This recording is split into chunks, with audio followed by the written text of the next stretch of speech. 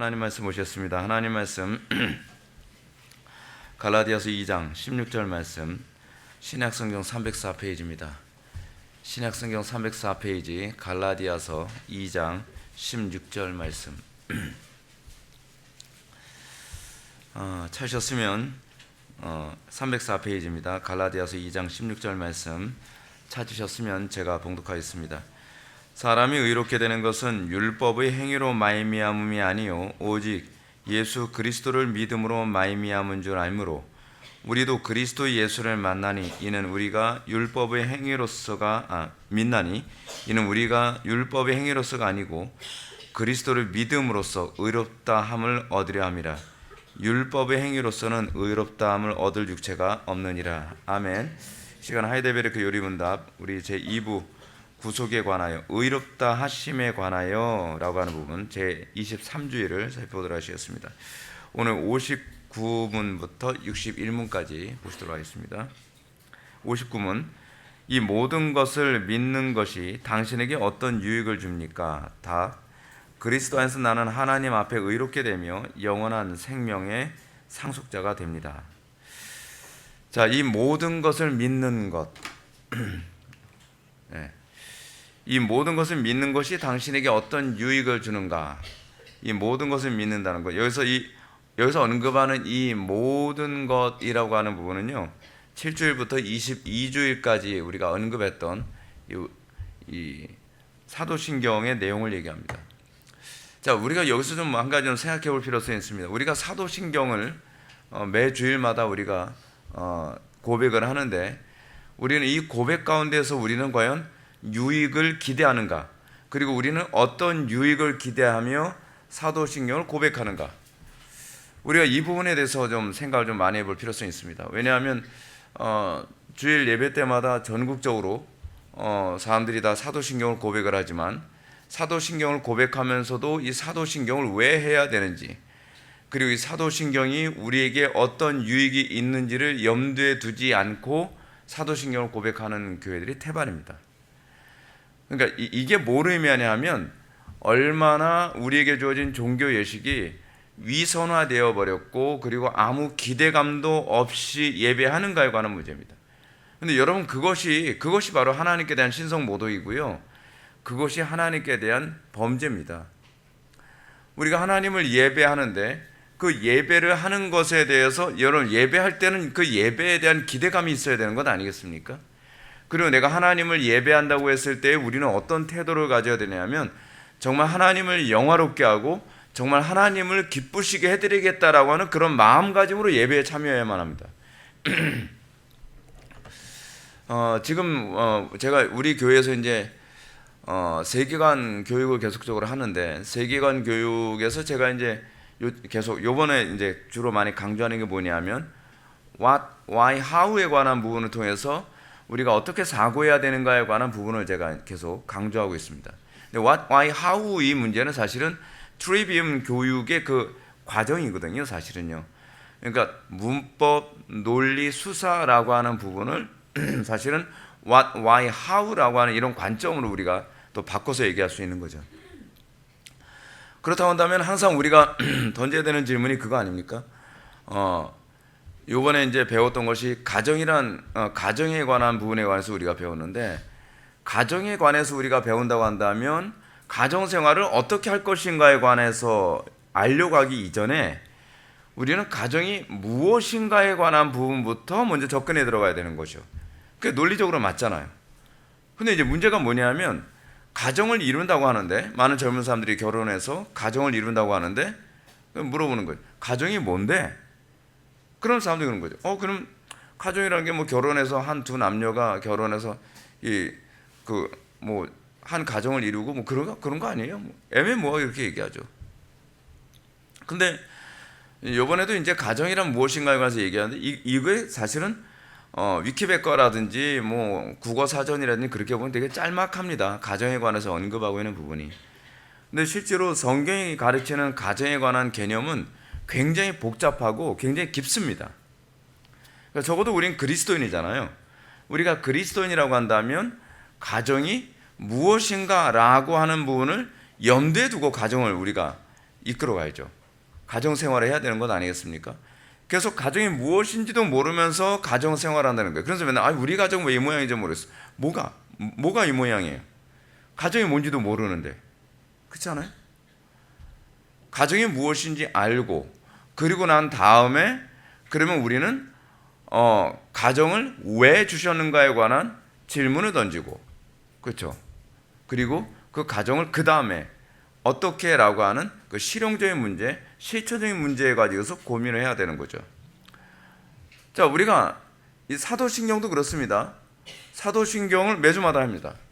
사도신경을 매주마다 하는데 사람들이 사도신경이 무엇인지를 몰라요. 그냥 하나보다. 근데 여러분, 이건 진짜 우리나라 교육의 가장 큰 맹점입니다. 맹점. 왜냐하면 본질에 관한 질문, 무엇에 관한 질문에 대해서 던지지 못하도록 그렇게 세뇌 교육을 받다시피 하고, 그냥 이것이 답이니까 그냥 이거 외워. 그리고 이거가 정답이라고 쓰면 어떻게 해요? 그냥 우등생 되는 거예요. 근데 여러분들이 이제 우리가 이제 나이가 되면서 느끼지만 학교에서 정답이라고 했는데 사회 나가 보니까 정답이 아닌 게 많아요. 그건 세뇌죠, 세뇌. 그러니까 우리는 교회에 와서도 그런 태도가 동일하게 나타납니다. 교회에서 사도신경을 매주마다 고백하고, 교회 와서 뭐 주일날마다 예배하는데 예배가 뭔지도 모르고, 예배가 뭔지도 모르고 예배 오는 사람들이 태반이에요. 사실은 예배가 뭔지를 모르니까 예배가 뭐 목사 설교 들으러 오는 건가 보다, 뭐 이렇게 그렇게 생각하거나, 그냥 뭐 천국 가야 되니까 예배하러 오나 보다, 뭐 그렇게 생각하거나. 그러니까 하나님에 대한 의식을 갖는 게 예배인데 하나님께 대한 의식은 전혀 없으니까 이제 그런 얘기하는 거죠. 여러분, 예배 시간에 그런 태도로 예배하면 안 됩니다. 예배 시간에 이렇게 하면 안 됩니다. 그러면 저 양반 되게 까다롭네. 왜 그렇게 생각하죠? 예배가 목사 앞에서 해야 되는 어떤 행동이라고 생각하니까요. 예배가 뭔지를 몰라서 그래요. 예배는 하나님 앞에서 우리가 하나님을 공경하고 하나님을 높여드리는, 그리고 그 말씀 앞에서 내가 하나님 앞에 굴복하고, 그 예배라고 하는 것은 하나님 앞에 내가 전인격을 부복하는 고백이잖아요. 그런데 전인격을 부복하는 고백이라고 하는 얘기를 전혀 들어본 적이 없이 그냥 주일날 되면 예배하는 것이 그냥 형식적으로 들어온다는 거죠. 그리고 이제 제가 신앙생활에 대해서 이제 눈을 뜨기 시작하면서 제가 던졌던 질문이 그거죠. 사도신경이 뭔가라고 하는 걸 생각하고 난 다음에 사도신경 왜 앞에 있지? 뒤에 있으면 안 되나? 뭐 이런 질문, 이건 Y에 대한 질문이잖아요. 사도신경 왜 앞에 있지? 라고 질문을 던져보니까 예배란 이 고백을 하는 사람만이 하나님을 참되게 예배할 수 있다는 얘기구나. 그렇죠? 그래서 우리 교회에서 우리는 사도신경 저는 고백하기 싫습니다. 뭐 그런 분이 있었댔잖아요. 그래서 그러면 사도신경 고백할 수 없으면 우리 교회 예배 참석하지 마십시오라고 제가 돌려보냈죠. 그거는 정당한 거예요. 사도신경 고백하지 않겠다고 하는데, 그리고 끝까지 버티는데 왜 그 사람을 우리 공동체에서 같이 예배할 수 있겠습니까? 예배란 이 고백, 삼위체 하나님에 대한 고백을 동의하는 사람이 거룩하신 성삼위 하나님께 높여드리는 거죠. 사람들이 까다롭다고 생각하고 뭐 지나치다라고 생각할지 모르지만 예배라는 것 자체가 그렇게 호락호락한 게 아닙니다. 말랑말랑한 게 아니에요. 근데 예배를 그렇게 해버리니까 하나님에 대한 권위가 많이 무시를 당하게 되는 현상이 나타나게 된 거죠. 근데 오늘도 제가 이제 로버트 머레이 맥체인 목사님의 성경 읽기표 순서에서 에스겔서 33장을 보는데 거기서 이제 그런 얘기가 나옵니다. 선지자에게 하는 얘기가 그거잖아요. 네가 만약에 죄인들의 죄를 꾸짖지 않아서 저 사람들이 죽는다고 한다면 그 피값을 내 손에서 받을 것이고, 네가 꾸짖었는데 회개하지 않으면 너는 그 피에 대해서 무관하니라. 그런 얘기가 나오잖아요. 이게 목회자가 해야 되는 일 중에 하나 뭐냐면 하나님 앞에서 사람들이 어떻게 해야 되는가를 그 묵시를 가르치는 거예요. 이 백성이 사실은 묵시가 없어서 방자행하는 거거든요. 지금 묵시가 없어서 지금 나라가 망하게 생겼습니다. 묵시가 없어서 지금 사람들이 자기가 하는 것이 왜 죄인지도 모르고 이렇게 살아가는 거예요. 제가 이제 최근에 그 어떤 분의 이제 간증, 새롭게 하소서 이제 보는데, 여러분들이 아는 분인데, 새롭게 하소서의 이 내용을 이제 딱 보는데, 거기서 이제 하나님 앞에 자기 자신이 죄인이라는 것을 깨닫게 됨과 동시에 그렇게 눈물이 나더래요. 그리고 내가 죄인이라는 것을 알게 되더란 거죠. 조명을, 그러니까 예수님을 영접함과 동시에. 그래서 제가 이런 부분을 보면서 곰곰이 생각했어요. 왜 내가 죄인이라는 것을 그러니까 그리스도를 영접하면 왜 그 순간서부터 내가 죄인이라는 것을 인식하게 될까라고 하는 부분에서 또 생각을 해봤어요. 그런 거 생각해야죠. 생각을 해야 됩니다. 근데 그 부분에서 생각해 보니까 그래서 예수님을 영접한 사람은 내가 죄인이라는 걸 그 시점부터 깨닫게 되는구나 라는 걸 알게 된 거예요. 그 뭐냐면, 여러분 제가 이 변증학을 강의하면서 제가 그런 얘기 했습니다. 존재론, 인식론, 그리고 그 가치론. 제가 말씀드렸죠. 근데 가치론에 해당하는 부분이 윤리잖아요. 윤리와 미학이란 말이에요. 근데 그 윤리가 어떻게 규정되어지냐 하면, 내가 신이라고 규정하는, 내가 하나님이라고 규정하는 그 대상을 내가 신으로 내가 받아들일 때 그것을 내가 존중하는 것이 나의 윤리가 되는 거예요. 예를 든다면, 여러분들이 돈독이 올라서 살았다고 한다면 돈을 버는 게 윤리인 거예요. 그 사람은요. 수단과 방법을 가리지 않고 돈을 버는 것이 윤리죠. 그러니까 그 사람은 내가 돈 버는 것에 관해서 비윤리적이다, 뭐에다 남들이 뭐라고 해도 뭘 어째서, 야 너는 돈 못 버니까 그따위 소리 하지 라고 얘기를 하잖아요. 근데 그런 얘기를 하는 이유가 뭐냐면, 그 사람에게는 자기가 의식하든 의식하지 못하든 보편적 윤리가 자기에게 윤리로 와닿지가 않아요. 자기는 돈이 우상이기 때문에 돈을 버는 것이 나에게 윤리죠. 성공도 그렇습니다. 여러분 예를 들어서 아이들이 주일 성수하는 그런 문제, 이거 상당수 교회에서 이제 고3 때마다 일어나는 문제인데, 아이들이 이제 고3 때 되게 되면은 부모들이 그럽니다. 야, 너 지금 수능이 코앞인데 지금 네가 주일 성수한다고 교회 가게 생겼니? 야 학원 가, 야 야자 가, 뭐 그런단 말이에요. 그러면서 아이들한테 그걸 요구하죠. 근데 그거는 우리 신앙의 차원에서는 비윤리적인 거죠. 근데 좋은 대학에 가고 성공한다는 차원에서는 그것이 그 사람에게 그게 윤리인 거예요. 그죠? 그러니까 교회에서 아무리 고3이라도 주일 성수는 해야 돼 라고 하는 것이 윤리로 들리지 않는 거예요. 자기에게는 자기가 섬기는 신을 높이는 것이 무조건 윤리라고 생각하니까.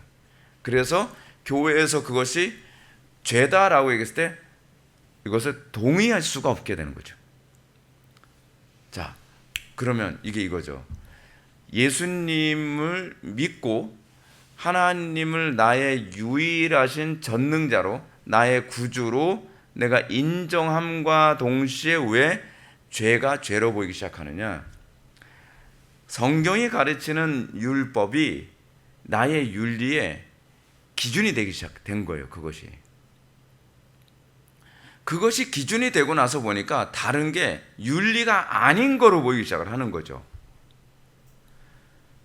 정확하게 가치론적이에요. 참으로 실제하는, 소위 실제하는 대상을 하나님으로 인식함과 동시에, 그리고 우상을 사실은 내가 참으로 숭배하는 대상이 아니라는 것을 인정함과 동시에, 성경이 옛날에 나에게 윤리라고 얘기했던 그 십계명, 그 율법이 나한테는 이전엔 동의가 안 되는데, 이제는 그것이 동의가 되고 그것이 율법이 나의 윤리가 되니까, 이제껏 내가 우상 숭배하면서 윤리라고 생각했던 모든 것들이 반대로 죄로 보이기 시작을 하는 거죠. 그래서 회개하게 되는 겁니다. 여러분들 삶의 매 순간순간마다 그래서요, 그냥 아무 생각 없이 지내면 안 됩니다. 어떤 부분에 대한 부분을 봤을 때 그것이 무엇인가, 본질에 대한 탐구, 그리고 그것에 대해서 왜 그럴까라고 하는 것에 대한 그 질문들, 그리고 그러면 어떻게 살 것인가에 관한 하우에 관한 질문들이 우리 속에서 계속적으로 반복되어져야만 합니다. 근데 문제는 요즘 세대, 학교 공교육을 받은 세대들은 이 기능을 학교에서 뽑혔어요. 이 기능이 없어요. 그걸 생각하는 걸 굉장히 힘들어합니다. 근데 교회에서부터 이 기능이 가정에서부터 계속 확정돼야죠. 자, 여기서도 보게 되면 이 모든 것을 믿는 것, 사도신경이죠. 사도신경을 믿는 것은 우리에게 무슨 유익을 줍니까? 이 또한 사도신경을 고백하는 모든 성도들은 이 고백을 통해서 분명한 유익을 기대해야 된다는 겁니다. 자, 그럼 그 유익은 무엇인가? 그리스도 안에서 나는 하나님 앞에 의롭게 되며 영원한 생명의 상속자가 됩니다. 사도신경의 유익은 성부와 성자와 성령의 적용으로 언급이 됩니다. 먼저 성자께 대한 신앙 고백부터 먼저 나오죠. 그리스도 안에서라고 그러심으로써 그리스도의 대속의 공로를 떠올리게 됩니다. 그러니까 교회에서는 계속적으로 사도신경을 통해 그리스도의 대속의 공로에 대한 믿음이 있느냐에 관해서 매 주마다 사도신경을 통해서 질문을 던지는 겁니다. 대속의 공로가 내 속에서 작용하는가? 그리고 성부께 대한 신앙 고백으로서 하나님 앞에 의롭게 되며를 언급함으로써 그 대속의 은총을 통해서 하나님 앞에 의롭게 되어집니다. 하나님 앞에 의롭게 된다는 게 뭘 의미합니까? 내가 하나님과 관계가 회복된다는 겁니다. 여러분, 사도신경을 통해서 여러분들이 공예배에 참여하는 게 그겁니다. 여러분들이 예배에 참여할 수 있는 게 여러분들의 의로 참여하는 게 아닙니다. 여러분 한 주 동안 나 정말 진짜 착하게 살았어. 내가 생각해도 난 천사 같아. 그런 마음으로 여러분들의 예배에 참여하는 걸 하나님께서 기뻐하시는 게 아니에요. 여러분들 그 성찬 예식 때도 그렇지 않습니까? 성찬 예식 때 칼빈이 기독교 강의에서 그렇게 얘기합니다. 내 의를 가지고 성찬에 참여하는 것이 아니라 오히려 한 주 동안 성찬 때 그 얘기 하잖아요. 여러분들 중에서 양심에 가책이 있는 사람은 성찬에 참여하지 않아도 좋습니다 라고 하는 얘기는 그 양심이란 한 주 동안 개차발로 살았으니까 난 성찬에 참여할 수 없다가 아니라 내가 하나님의 말씀대로 오늘 선포된 하나님의 말씀은 나의 양식으로 삼을 의향이 없습니다 라고 하는 그런 굳어진 마음 가지고 성찬에 참여하지 말란 얘기거든요. 오히려 여러분들이 한 주 동안 내가 불경건하게 살았고 또는 하나님 앞에서 내가 정말 내 죄악된 본성이 정말 굴복이 안 돼요 라고 하는 것에 대한 안타까움, 그 심령의 가난함을 가진 사람일수록 칼빈은 뭐라 하냐면 성찬에 적극적으로 참여하라고 얘기하는 거죠. 이 공예배에 참여할 때에 우리가 공예배 가운데 하나님 앞에 그 예배할 수 있는 그 특권은 그리스도의 공로에 기초합니다. 사도신경은 우리에게 그걸 얘기하는 거예요. 그리스도의 공로에 기초하고 그리고 그 공로를 힘입어 우리가 주일 예배에 하나님 앞에 나아갈 수 있게 되는 겁니다. 그리고 마지막으로 성령께서는 어떻게 하죠? 영원한 상속자가 되도록 하죠. 영원한 생명의 상속자, 그렇죠? 영원한 생명의 상속자가 돼. 영원한 생명의 상속자라는 게 뭘 얘기하는 겁니까, 여러분? 우리가 하나님과 올바른 관계 안에서 누리는 겁니다. 우리는 이걸 뭐라고 얘기하냐면 성화라고 얘기하죠. 주의 말씀대로 살 수 있게 되어지는 것. 여러분들이 주의 말씀대로 잘 사라지지 않는 이 문제는 의지의 문제가 아니라 하나님과의 관계의 문제예요. 우린 자꾸 이런 얘기 하잖아요. 제가 결단력이 약해서, 제가 의지가 박약해서, 제가 우유부단해서, 그 문제가 아니라니까요. 기질의 문제가 아니라 모든 우리의 타락한 기질 같은 이 모든 문제들은요, 사실은 다 하나님과의 관계 때문에 나타나는 양태예요. 양태.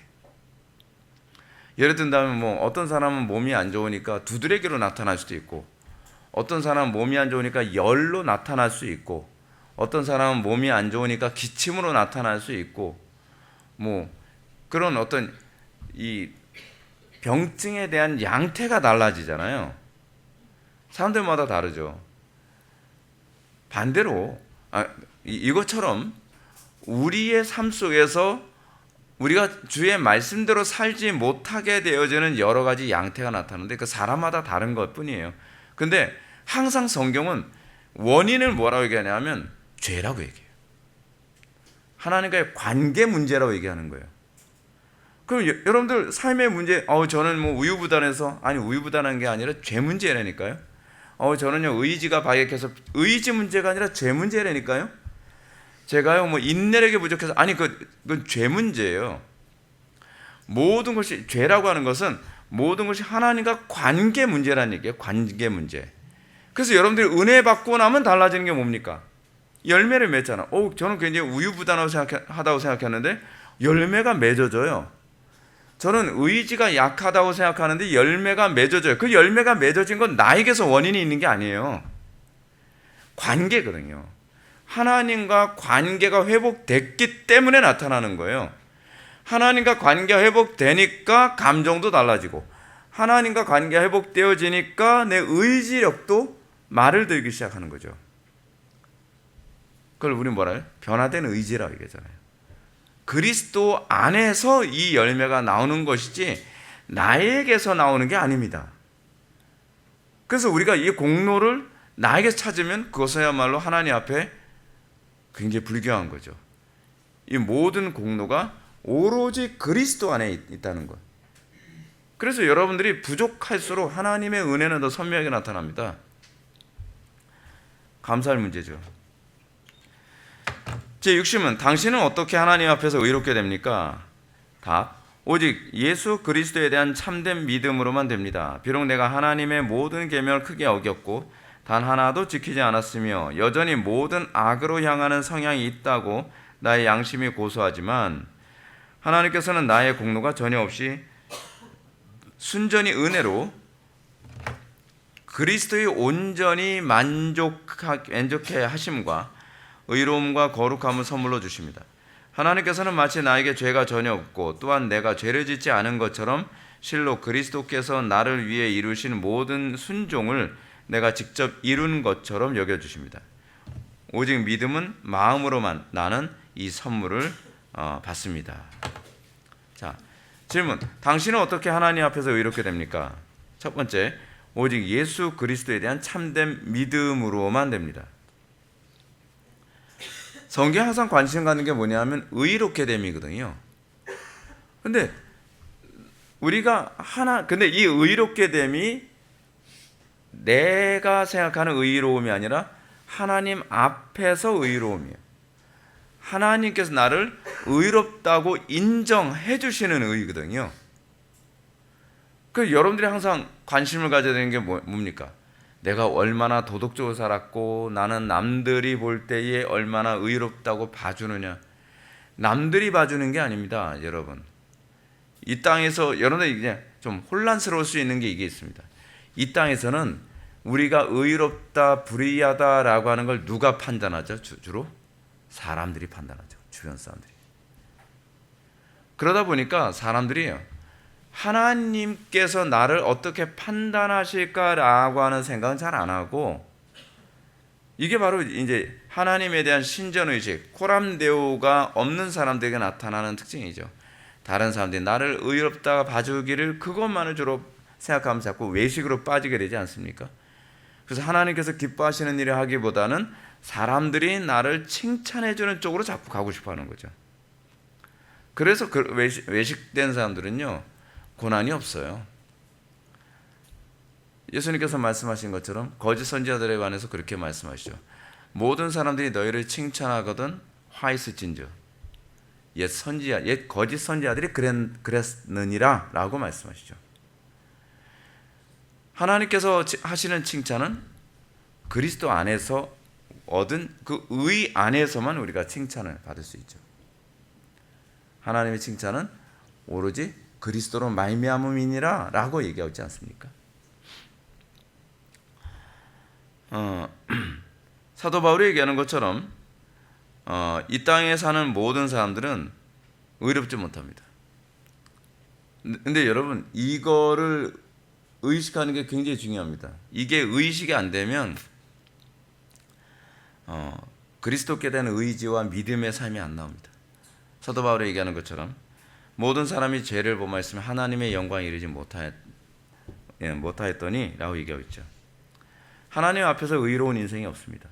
여러분들이 예수를 믿고 난 다음에 나타나는 특징, 아까 제가 이제 그 간증에 관한 얘기를 했던 것처럼 여러분들이 하나님을 믿고 나서 나타나는 특징이 뭐냐면 나에게는 선한 것이 하나도 없다는 걸 알게 되는 것.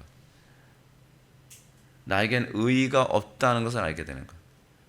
근데 그걸 알게 되는 건 뭐냐면 그리스도의 의의를 발견하면서 알게 되는 겁니다. 그러므로 우리가 의롭게 되는 유일한 길을 성경은 오직 믿음이라고 가르칩니다. 그래서 믿음은 우리의 또 다른 차원에서의 행위가 아닙니다. 하나님의 은혜가 나타나는 방식이며 이 믿음으로 말미암아 우리는 그리스도의 의를 전가받게 됩니다. 그러므로 신자는 그리스도의 의를 힘입어 하나님과 교제를 할 수 있는 담력을 얻게 됩니다. 믿음의 궁극적 목적, 여러분, 믿음을 통해서 우리에게 주어지는 것이 의죠.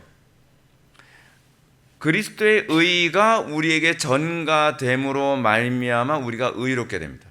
근데 의롭게 된다라고 했을 때 의롭게 된다는 것은 하나님께서 나를 의롭다라고 인정해 준다는 거예요. 그걸 우리는 뭐라 그러죠? 칭의라고 얘기하는 거죠. 하나님께서 나를 의롭다 칭했다라고 하는 이 말이 단순히 너 의로워 라고 하나님께서 인정해 주셨다는 그런 관점으로 이해하는 것보다 좀 더 선명한 개념이 있습니다. 그것이 뭐냐면 내가 이젠 너와 교제할 수 있어 라는 얘기입니다. 그 의라는 개념은 우리 자꾸 이렇게 생각하잖아요. 천국 가냐 지옥 가냐 이 선에서만 생각을 하는데 사실은 칭의가 궁극적으로 목표라는 바가 있습니다. 칭의의 목표가 있어요. 그것은 뭐냐면 하나님과 올바른 관계 안에 있게 하는 겁니다. 그래서 하나님께서 우리를 의롭다 칭한다라고 하는데 의롭다 칭한다라고 하는 얘기는 내가 이제는 너와 교제를 하겠다. 이제 너는 나와 교제할 수 있는 자격이 부여됐다라는 얘기입니다. 여러분들이 칭의를 그렇게 이해하고 나면 당연히 여러분들이 구원받고 난 다음에 내가 구원받았다라고 했다면 그 다음에 나타나는 건 당연히 무엇입니까? 요한 1서에서 얘기하는 것처럼 코이노니아예요. 코이노니아. 코이노니아가 뭡니까? 교제잖아요. 근데 우리는 이걸 그냥 단순히 친교, 교제라고 생각을 하는데 이 교제가 어떤 식으로 이루어지냐면 십계명의 가르침처럼 하나님을 마음을 다하고 뜻을 다하고 목숨을 다하고 힘을 다하여 사랑하는 교제가 일어나는 거고 이웃을 내 몸처럼 사랑하는 교제가 일어나게 되는 거예요. 근데 이 교제가 교제의 수단이 말씀이거든요. 말씀. 그래서 여러분들이 어저께도 우리가 가정에 관해서 이제 설교를 들으면서 강의 들으면서 여러분들이 좀 흥미로운 부분 하나 좀 보셨을 텐데 그 뭐냐면 하나님께서 아담을 통해 하와를 창조하셨다는 그 부분입니다. 하나님께서는 하와를 창조하시는데 아담의 갈빗대를 뽑아서 하와를 창조하셨습니다. 근데 이 부분이 요거만 보게 되면은 우리는 요거 가지고서 우리가 주로 유추하게 되어지는 신약에 대한 예표가 뭐냐면 그리스도께서 십자가에 못 박혀 죽으시고 옆구리에서 물과 피를 흘리심으로 뭐예요? 교회를 창조하신 그 사건을 우리에게 보여주는 예표라는 거죠. 그 1차적으로 보여주는 부분입니다. 근데 사도 바울이 이 부분을요 에베소서 5장에서 에베소 5장을 좀 한번 봅시다. 그거는 같이 보시는 게 좋을 것 같아요. 에베소 5장에서 남편과 아내의 관계에 관해서 어저께 그 참석 못 하시는 분들을 위해서 제가 좀 같이 나누고 싶어서 제가 좀 말씀드립니다. 에베소서 5장을 보게 되면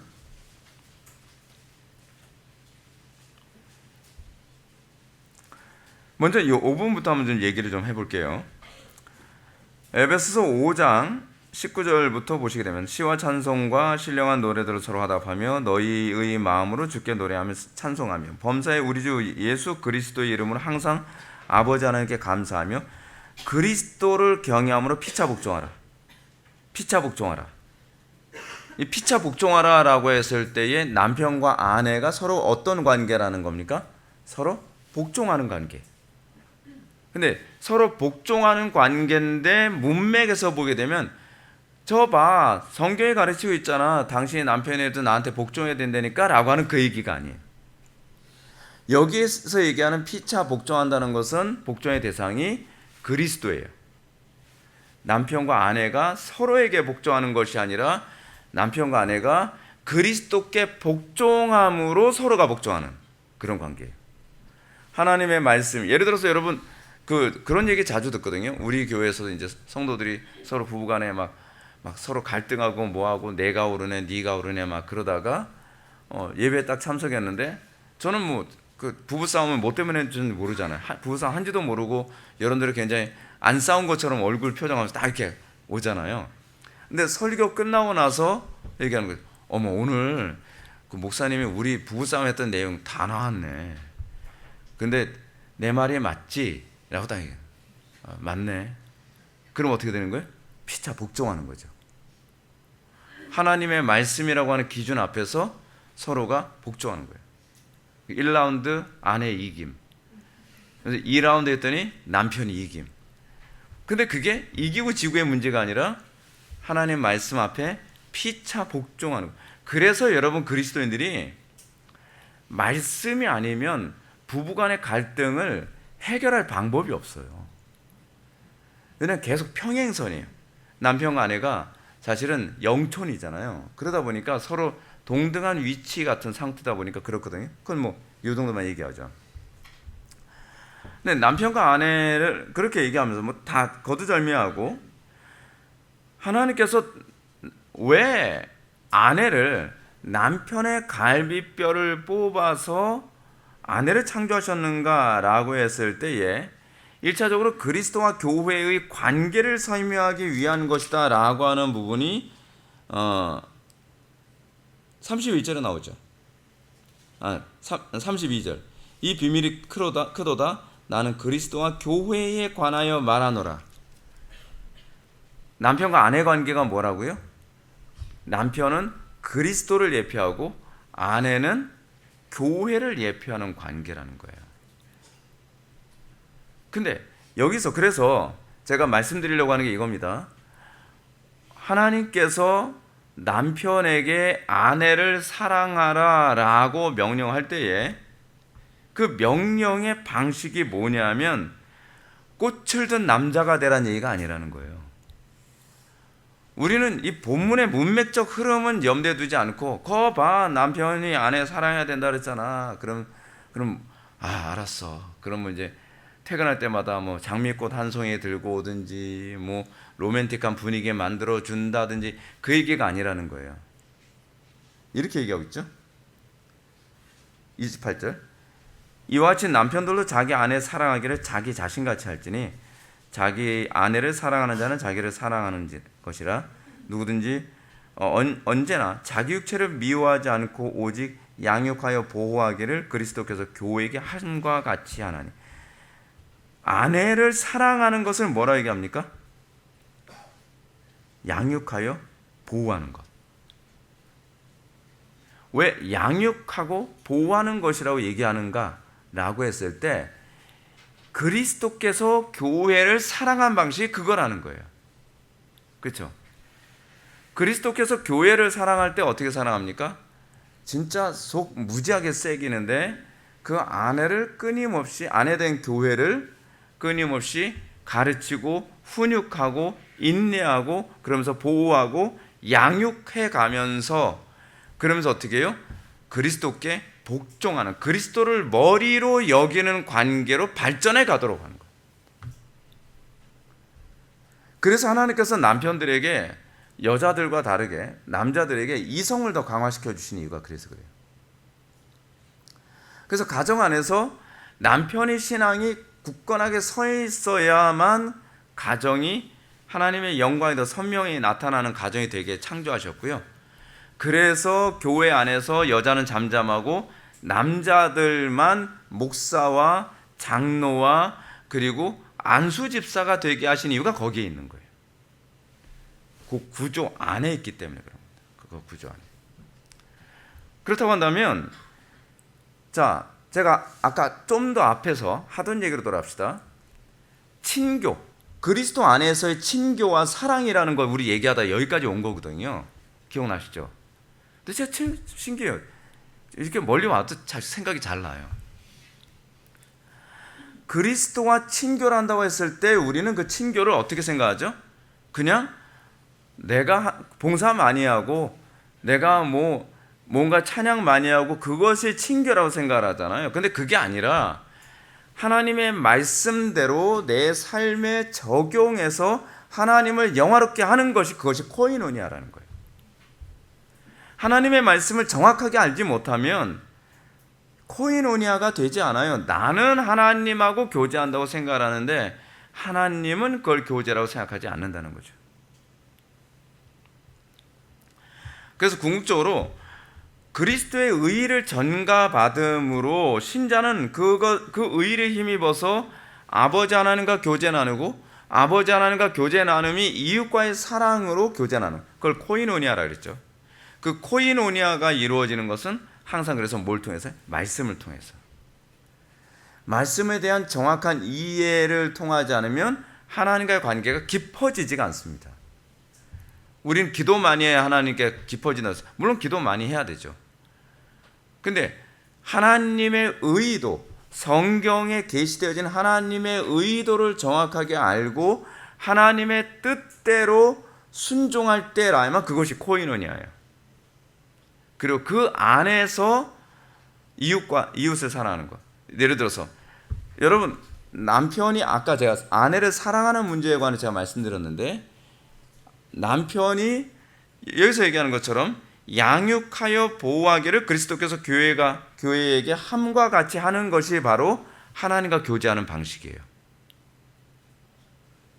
그러니까 말씀이 없으면 하나님과 올바른 깊이 있는 교제는 없습니다. 신비주의 방식이 되지 않아요. 당신은 어떻게 하나님 앞에서 의롭게 됩니까? 다시 얘기해서, 당신은 어떻게 하나님과 친교하는 관계가 됩니까? 이렇게 이해를 할 수 있죠. 비록 내가 하나님의 모든 계명을 크게 어겼고 단 하나도 지키지 않았으며 여전히 모든 악으로 향하는 성향이 있다고 나의 양심이 고소하지만, 여기서 신자는 결코 의인이 아니다라고 하는 분을 얘기하는 거죠. 하나님께서 우리와 교제하는 것은 우리가 의롭기 때문이 아니라 그리스도께서 의롭기 때문에 교제하시는 겁니다. 그것이 중보죠. 그래서 우리는 날마다 죄를 범하고, 여기서 이제 굉장히 흥미로운 게 이겁니다. 우리 신자는 의롭게 된 죄인일 뿐입니다.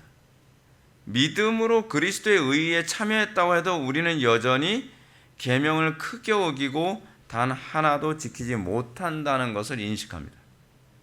여러분들이 예수를 믿고 나서 여러분들에게 나타난 것은 자기 의가 아닙니다. 내가 의로워졌다라고 하는 것은 여러분들이 진짜 의로워진 것이 아니라 하나님께서 여러분들의 신분을 의롭다고 해주신 거예요. 그런데 하나님께서 여러분들의 신분을 의롭다고 해주신 이유가 뭐예요? 자꾸 천당하고 연결 짓지 마세요. 하나님과 교제할 수 있는 관계가 되게 하는 데 있어요. 그렇다고 한다면 여러분들이 죄 가운데 있다고 하더라도 여러분들이 항상 관심을 갖는 것, 근데 하나님과 교제할 수 있는 관계가 됐다고 하는 것은요, 단순히 신분만 얘기하는 게 아닙니다. 감정적인 부분까지 포함되는 거예요. 왜요? 하나님의 사랑이 우리의 마음에 부음받은 거잖아요. 그것이 중생사건이잖아요.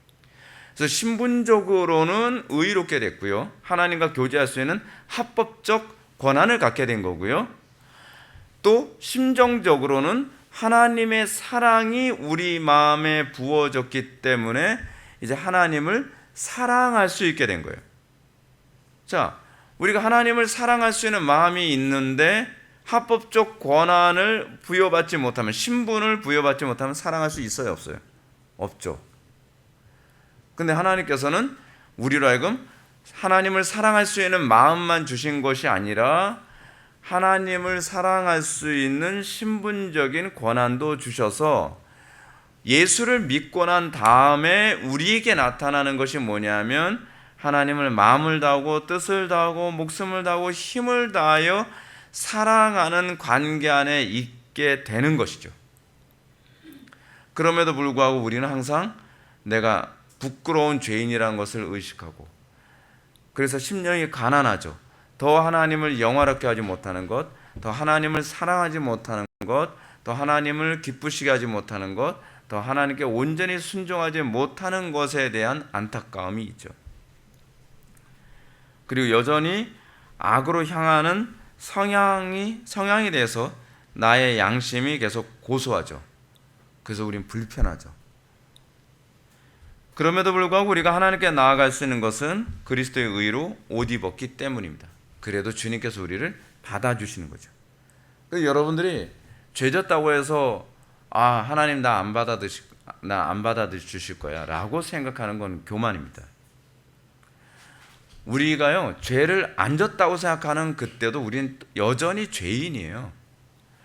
하나님께서 우리를 받아줄만 해서 받아주신 게 아닙니다.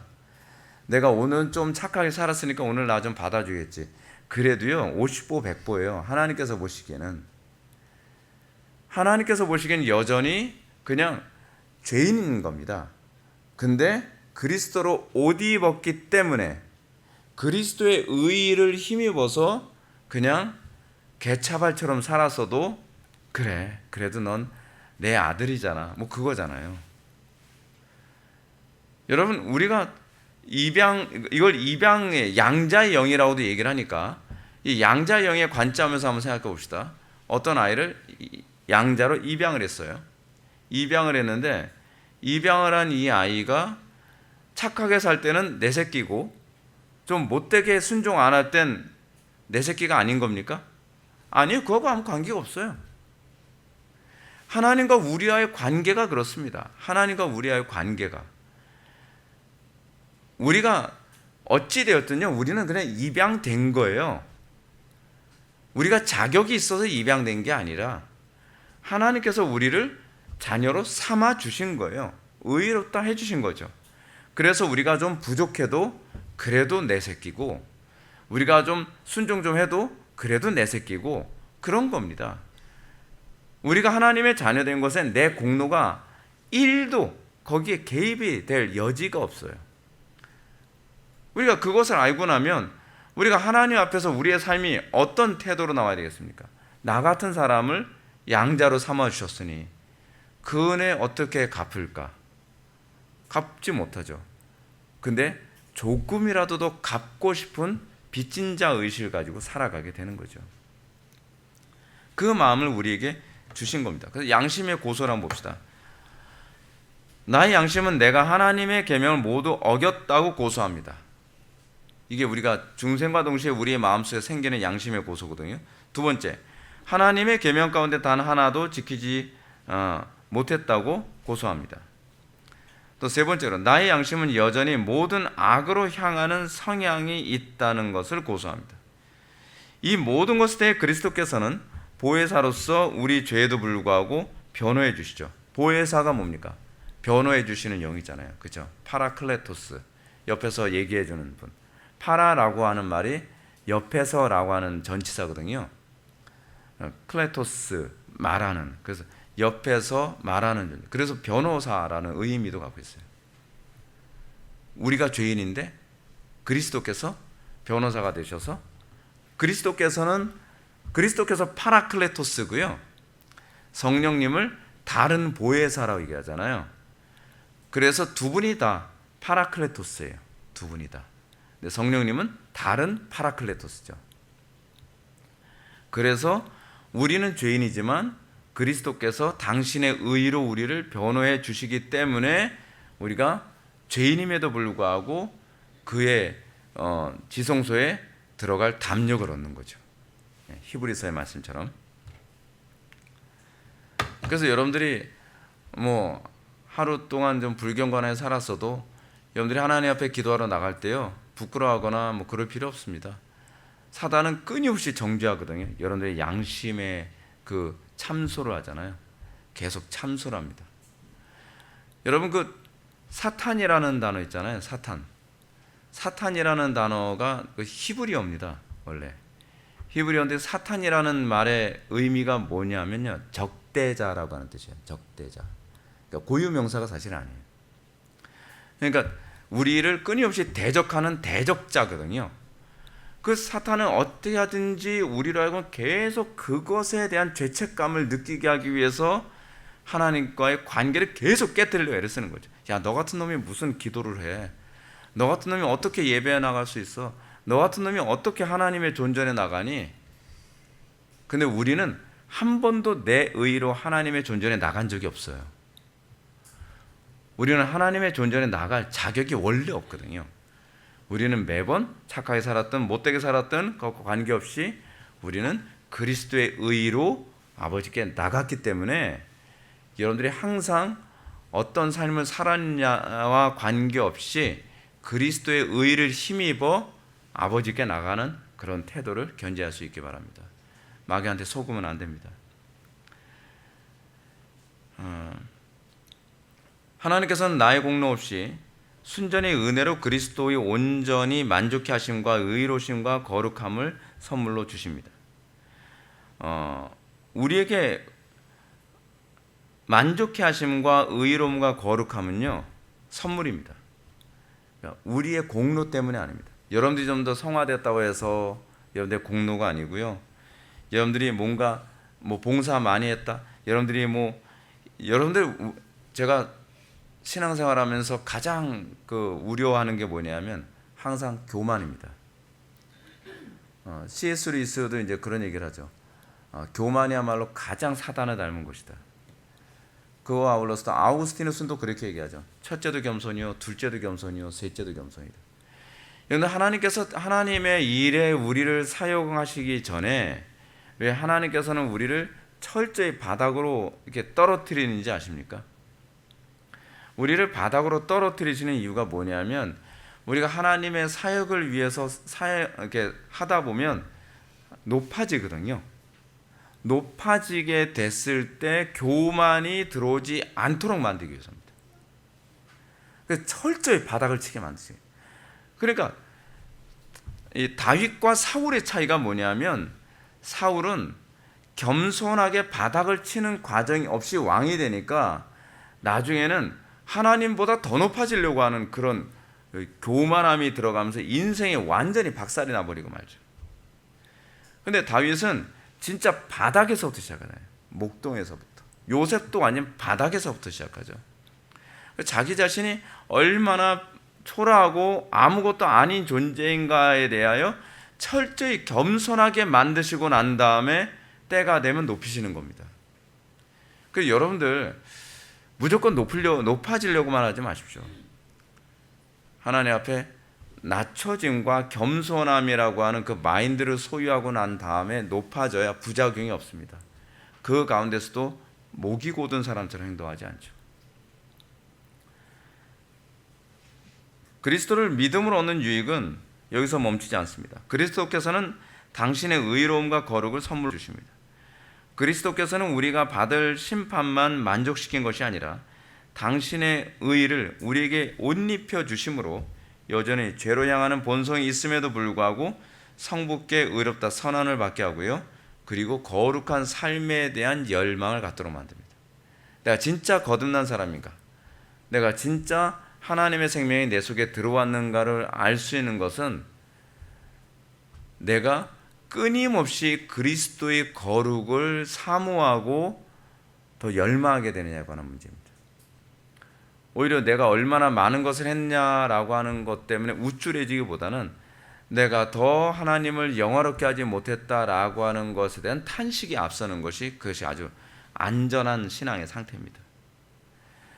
패망하는 사람들의 특징이 뭐냐면 내가 하나님 앞에 제대로 못한 것은 잘 기억 못하고 그 조금 그 털끝만큼 조금 뭔가 의롭게 행동하고 뭔가 좀 잘하는 것 그것만을 가지고서 하나님께 불평과 원망을 하는 사람들이 주로 멸망으로 가게 되는 전형적인 특징입니다. 겸손이 최고입니다. 겸손이 최고입니다.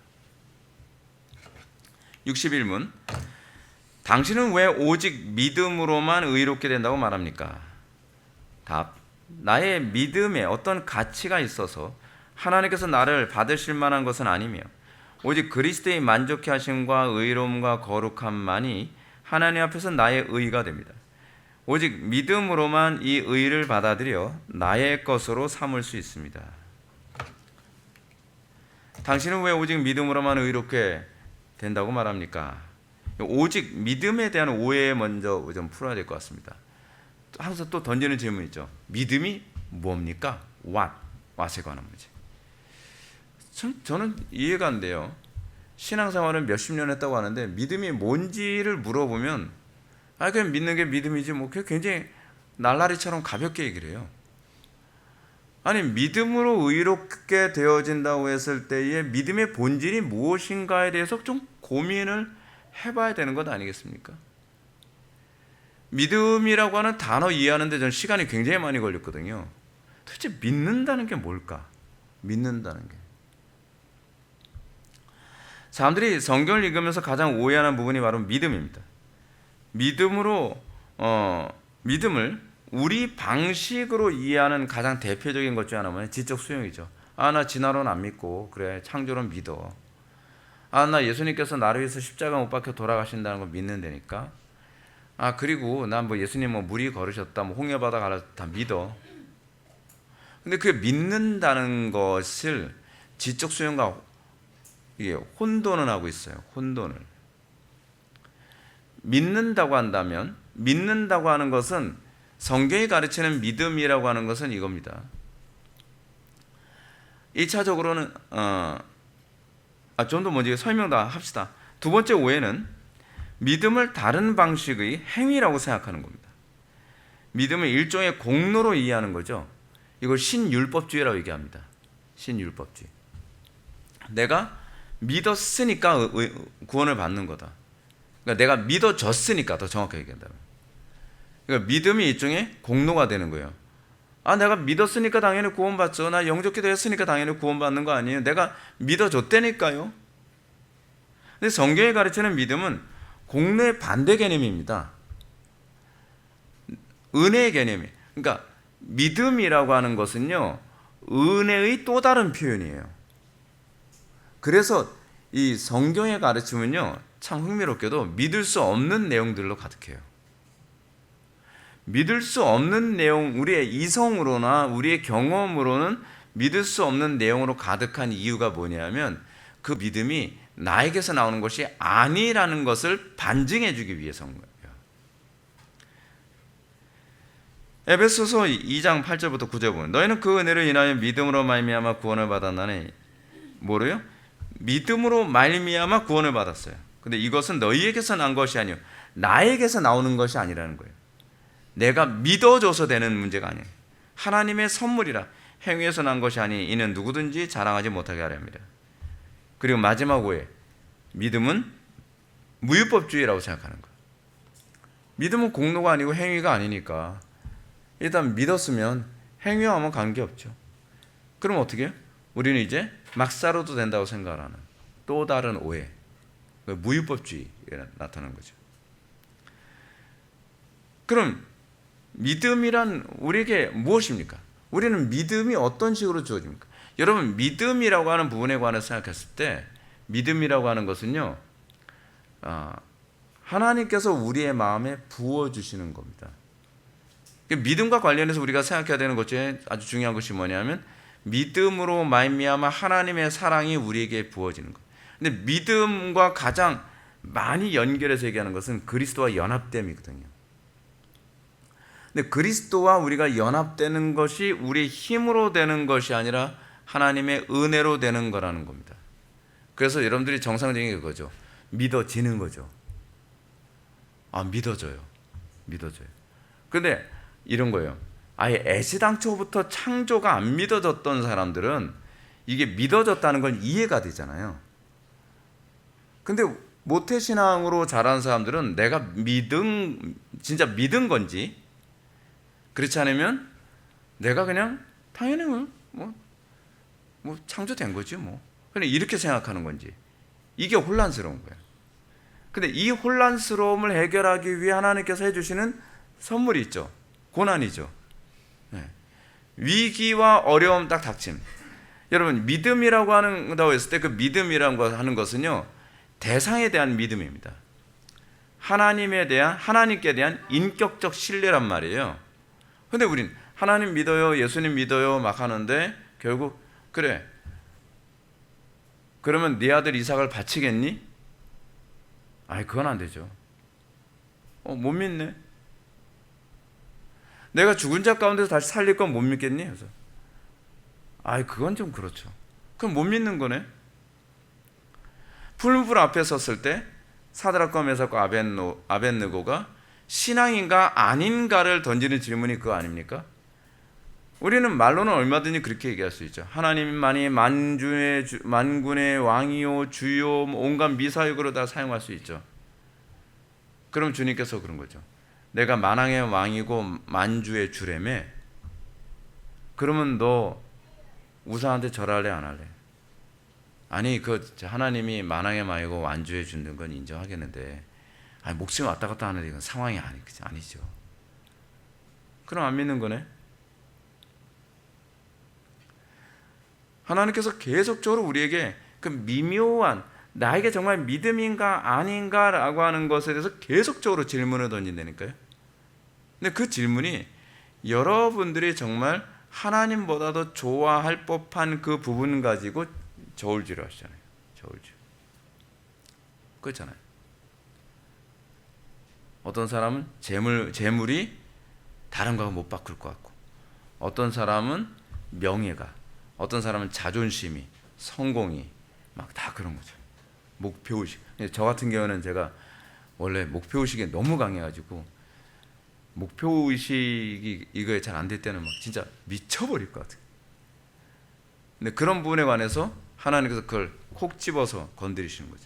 너 그래도 나를 선택하겠어? 라고 질문을 던지는 거죠. 거기서 하나님 앞에 내 정과 이고 십자가에 못 박고 주님의 뜻을 따르겠습니다 라고 해서 그것이 믿음인 거죠.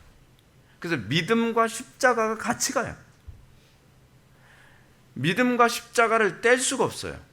왜냐하면 믿음에는 항상 내가 그리스도를 신뢰하기 때문에 내가 신뢰하는 것을 못 박는 걸 전제로 해요.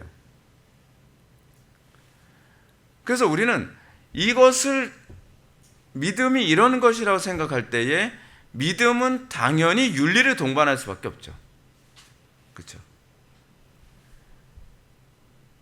그리고 이것이 내 것이 아니라는 걸 되게 많이 느끼게 되는 게 뭐냐면, 내 힘으로는 그렇게 순종할 수 없는 것을 순종하게 하실 때에 그것을 우리가 알게 되는 거죠. 담배는 예를 들어서 삭개오가 예수님을 영접하면서 자기의 모든 재산을 팔아 이웃과 나누고, 그리고 반을 나누고 다른 사람에게 토색한 것에 4배를 갚겠습니다. 삭개오의 원래 라이프 스타일이나 그의 본성상 그렇게 할 수 있는 사람이에요? 아니에요? 못하죠. 원래 못해요. 자린고비 같은 인간이거든요. 그런데 이 사람의 마음속에 어느 날 갑자기 주의 말씀대로 순종할 마음이 생기는 거예요. 자기의 본성을 거스리는 일이 생기는 거예요.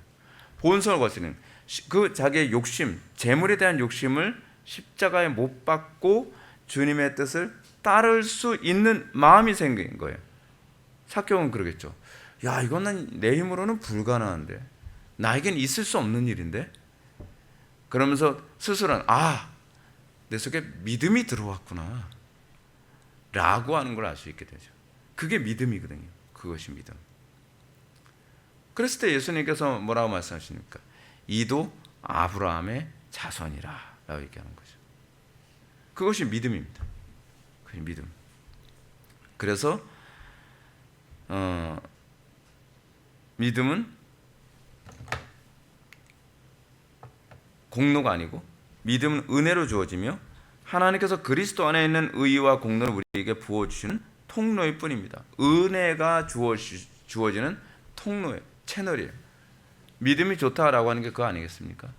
하나님의 은혜가 그만큼 더 많이 들어요. 마치 파이프라인 같은 그런 느낌.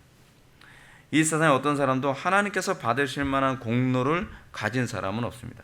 경건하기 때문에 은혜를 받는 건 아닙니다. 여러분들이 공로가 많기 때문에 은혜를 받는 건 아닙니다. 은혜는 그냥 오직 믿음으로 받습니다. 믿음만이 하나님의 은혜가 우리에게 주어지는 파이프라인 같습니다. 그래서 믿음은 그 자체가 수단일 뿐이에요. 그것이 목적이 아닙니다. 우리에게 주어지는 은혜는 오직 그리스도의 만족케 하심과 의로움과 거룩함만이 하나님 앞에서 의가 된다는 것입니다. 다른 성인이나 교황도 우리에게 은혜가 부어질 중보자 역할을 할 수 없습니다. 오로지 그리스도를 믿는 믿음 안에서, 그리스도를 믿는 그 믿음을 통해서만 하나님의 은혜가 주어지고 하나님과 교제가 가능해집니다. 너희는 하나님께로부터 나서 그리스도 예수 안에 있고 예수는 하나님께로서 나와서 우리에게 지혜와 의로움과 거룩함과 구속함이 되셨느니라. 아멘. 그렇습니다. 우리는 그리스도 예수 안에 있으므로 그분의 지혜와 의로움과 거룩함과 구속함이 우리에게 주어집니다. 그러니까 여러분들이 내가 그 구원 안에 들어갔는가를 알 수 있는 중요한 시금석이 뭡니까? 내가 그리스도의 그 지혜에 내가 점점 더 참여하게 되는가? 신적인 지혜, 신적인 의로움, 신적인 거룩함, 우리가 그것에 점점 참여해 가고 있는가에 관한 변화가 없을 수가 없어요. 변화의 주체는 내가 아니기 때문에 그래. 내 의지나 내 결단이 아니라 하나님의 은혜의 결과이기 때문에. 그래서 여러분들이 신앙생활 하면서 나 왜 안 변하지? 라고 하는 이거 진짜 심각하게 생각을 해야 돼요. 그건 은혜가 부어지지 않았다는 걸 얘기하는 거예요. 나에게 하나님의 은혜가 부어지면 주변 사람이 압니다. 주변 사람이 저 사람은 정말 계속 변하네. 계속 변하네. 왜냐하면 하나님의 그 거룩과 지혜와 탁월함이 부여되니까요. 제가 다윗을 자주 이제 묵상을 하는데 다윗에게서 제가 느끼는 그 아름다움이 뭐냐면 얼마나 지혜롭고 신중하고 탁월함이 날이 갈수록 발전하는지. 그죠? 근데 그것이 진짜 우리가 사모해야 되는 부분입니다. 물론 다윗도 실수 많이 하죠. 그리고 잘못하는 부분도 있고요. 때로는 감정이 앞설 때도 있고요. 그런데 그 가운데서도 또 그 시행착오를 또 교훈 삼아 더 발전하고 더 거룩하게 되는 다윗의 모습을 보면서 정말 닮고 싶다 그런 생각을 정말 많이 하게 됩니다. 그리고 다윗의 그 부족한 부분이 또 굉장히 위로가 돼요. 이도 이렇구나. 나는 더 많이 부족한데 소망이 있다. 그렇게 생각이 드는 거죠. 여러분들이 이 사도신경이 주는 그 유익을 다시 한번 묵상하면서 나는 과연 성부, 성자, 성령 세 분 하나님이 주시는 그 은혜를 통해 내가 더 하나님과 친교하는 그 관계 안에서 그 친교가 좀 더 깊어지는 하나님과의 관계의 그 관계가 더 밀접해지는 것을 여러분들이 좀 경험할 수 있었으면 좋겠다 싶습니다. 그리고 그 밀접해짐이 뭐로 나타나냐면 감사로 나타납니다. 불평이 줄어들고 감사하고 범사에 자족해 하는 것으로 점점 나타나게 되죠. 그리고 거룩함으로 나타나죠. 주의 말씀을 더 순종하고 신뢰하는 것으로 나타나죠. 여러분들에게 이런 열매가 점점 더 선명하게 나타나기를 주님의 이름으로 축원합니다. 기도하시겠습니다. 사랑이 많으신 하나님, 우리가 오늘 이 시간 사도신경이 우리에게 주어지는 유익이 무엇인가를 살펴보았습니다. 아버지 하나님, 우리가 사도신경을 묵상하면서 성경이 우리들에게 가르치는 이 유익이 우리의 삶 속에 더욱더 선명하게 드러나게 하여 주시고 우리의 진보를 다른 지체들이 보아 알게 하여 주시며 우리의 삶의 모든 영역에서 하나님을 더욱더 영화롭게 하는 놀라운 역사가 나타나게 하여 주옵소서. 예수님의 거룩하신 이름으로 기도올옵나이다. 아멘.